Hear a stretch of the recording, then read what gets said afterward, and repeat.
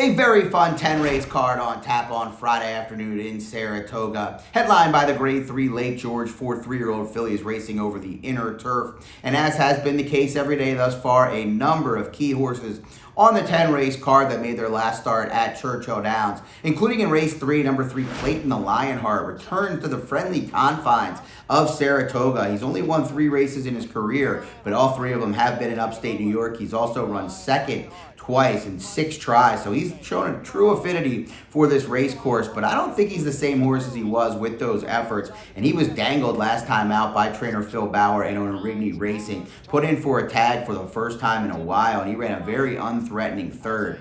The connections know he loves it in New York, so I was very surprised after protecting him for so long that he came back for a tag in another underwhelming effort. At 4-1 on the line, I'm going to fade Clayton Lionheart in the third.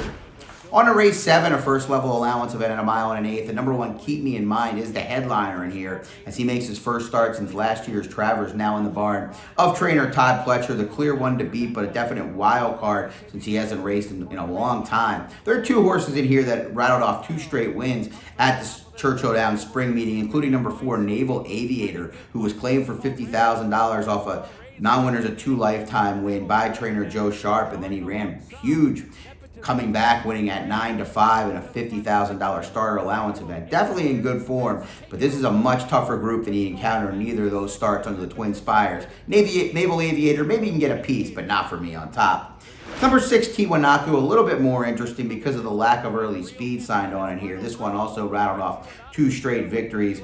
Makes his second start off the claim for trainer Tom Amoss. Took a big step forward last time out against starter allowance foes at 6-5.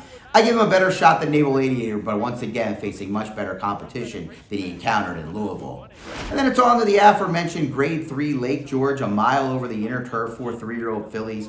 And Chad Brown, as expected, holds a strong hand in here, including number 5, Dolce Zell, who has not been seen since a a third place effort in the Grade 2 Edgewood on Kentucky Oaks Day. But she had very little shot in that race. She raced over the wrong part of the track. If you remember, the outer part of the turf course was the place to be that day. New Year's Eve, the winner for Brendan Walsh took advantage of that, but this one was down along the inside and also had some significant traffic issues. It's been freshened up since. I'm expecting a big effort at 3-1 on the line for the Chad Brown trainee.